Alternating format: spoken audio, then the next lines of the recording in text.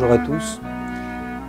Cette semaine, avec la Sidra de Yitro, nous lisons la partie de la Torah qui concerne la révélation par excellence, puisque c'est dans cette Sidra que nous est relaté le récit du don de la Torah sur le mont Sinaï.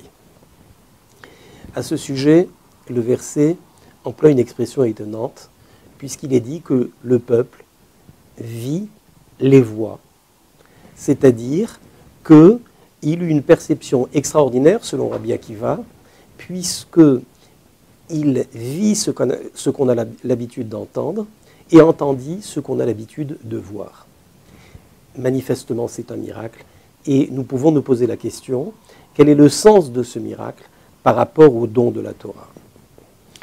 Si l'on réfléchit le plus simplement sur les deux sens qui sont la vue et l'ouïe, on voit rapidement des différences évidentes. Ce que l'on voit est quelque chose qui nous marque définitivement. D'ailleurs, la loi prévoit que le juge ne peut pas être témoin d'une scène, parce que s'il a vu quelque chose, il n'est plus en mesure de juger favorablement la personne qu'il a vue. Ce que vous voyez, vous ne l'oublierez jamais.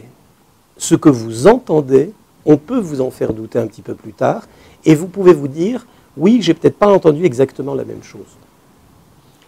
À l'inverse de cela, on ne voit que des choses qui sont matérielles et physiques. Par contre, on peut entendre une musique, on peut écouter des idées, écouter un discours. C'est-à-dire que l'ouïe nous permet de percevoir des choses qui sont bien plus fines, bien plus subtiles, bien moins matérielles que ce que nous percevons par la vue. Que ce que l'on voit et ce qui est matériel, fondamentalement matériel, et ce que l'on entend représente de manière générale ce qui peut être spirituel ou qui a un niveau de spiritualité supérieure. Et voilà le sens caché de notre verset. Le peuple juif, lorsque Dieu a donné la Torah, s'est mis à voir les voix qui retentissaient. C'est-à-dire qu'ils ont perçu, avec la même acuité que quelqu'un qui voit quelque chose de matériel, ils ont perçu donc des voix, c'est-à-dire le dévoilement spirituel de Dieu. C'est-à-dire que le dévoilement de Dieu qui s'est produit sur le mont Sinaï est quelque chose qui a été parfaitement reçu par les enfants d'Israël. Ils voyaient ce qu'on a l'habitude d'entendre, ce qui, dans ce monde-là aujourd'hui, est quelque chose de lointain, puisqu'il s'agit du spirituel. Et à l'inverse de cela, ils ont entendu ce qu'on a l'habitude de voir, c'est-à-dire qu'ils avaient une certaine distance par rapport au monde matériel, qu'ils n'ont fait que percevoir à distance, si on peut dire, comme quelque chose qui est éloigné de nous. Chacun comprend que la révélation du mont Sinaï était unique. Il n'y aura pas de deuxième don de la Torah.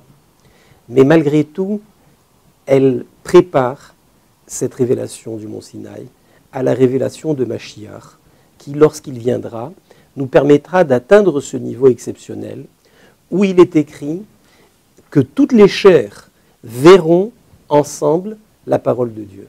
C'est-à-dire que nous aurons la capacité, comme lorsque Dieu a donné la Torah, lorsque Mashiach viendra, nous aurons cette capacité extraordinaire de percevoir avec une acuité parfaite le spirituel, et nous aurons également la capacité de voir que le matériel n'est que finalement la création de Dieu, et que dans le matériel, ce que nous verrons, c'est la présence de Dieu et non pas l'enveloppe extérieure du matériel.